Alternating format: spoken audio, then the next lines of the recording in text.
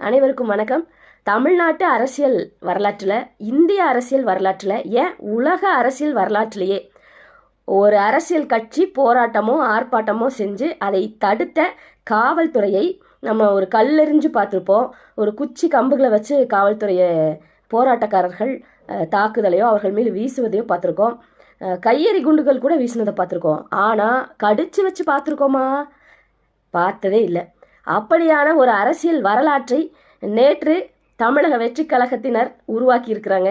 தருமபுரி மாவட்டம் பாலக்கோடுங்கிற இடத்துல ஒரு மது கிடங்கை முற்றுகையிட போய் அங்கே அதை தடுத்து நிறுத்தின காவல்துறை அதிகாரி, அதாவது நம்ம ஒரு பொது சொத்துக்கு சேதம் விளைவிக்கவோ குந்தகம் விளைவிக்கவோ ஒரு மதுபான கடை, ஒரு அரசு பேருந்து, அரசு அலுவலகங்கள், இதையெல்லாம் போராட்டக்காரர்கள் கட்சியாக இருந்தாலும் சரி, அது போராட்டக்காரர்கள் இயக்கமாக இருந்தாலும் சரி, அவர்கள் முற்றுகையிட முனையும் போது அந்த டாஸ்மாக் மேலே கல்லெறிதலோ டாஸ்மாகை சேதப்படுத்துறதோ இதெல்லாம் அது நாட்டுக்கு நல்லதில்லை. டாஸ்மாக் நடத்துறது இருந்தாலும் அது அரசாங்கத்தோட சொத்துங்கிறதுனால அதையே பாதுகாப்பாங்க, போலீஸ் தடுத்து நிறுத்துவாங்க நம்ம முற்றுகை பண்ணால். அதெல்லாம் அப்படி தடுத்து நிறுத்துகிற காவல்துறை அதிகாரியை கையை பிடிச்சி கடிச்சு வச்சிருக்கிறாரு ஒன் ஆஃப் தி அணில் குஞ்சு.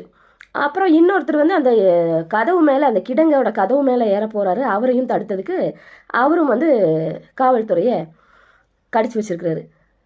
அதனால் இது தற்குறிகள்னு சொன்னால் கோபம் வந்துடுது. யாராவது எங்கேயாவது ஒரு காவல்துறை அதிகாரியை போய் கடிப்பாங்களா? சக மனிதரை கடிப்பதே தவறு இல்லைங்களா? ஆனால் ஒரு தமிழ்நாடு அரசோட பணியில் இருந்த காவல்துறையை கடிச்சு வச்சதெல்லாம் எவ்வளோ பெரிய அரசியல் அவமானம் தெரியுமா? என்ன இவங்க தெரிஞ்சு படுறாங்களா தெரியாமல் படுறாங்களா ஒன்றுமே தெரியல. அதில் இன்னொருத்தர் கேட்டாலும் பயங்கரமாக ஏறி குதிச்சு போனார். உள்ளே போனால் சற்று போட்டிருக்கு, பூட்டி இருக்கிறது சற்று போட்டு. அப்போது என்னடா கைப்பிள்ளைங்களா இப்படி பண்ணுறீங்களே அப்படிங்கிற மாதிரி மனநிலை தான் இருக்குது.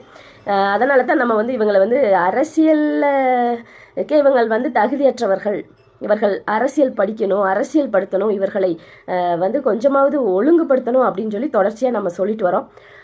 அணில் கடிச்சா என்ன ஊசி போடுவாங்கன்னு யாருக்காவது தெரிஞ்சால் கமெண்ட் பண்ணுங்கள். நன்றி.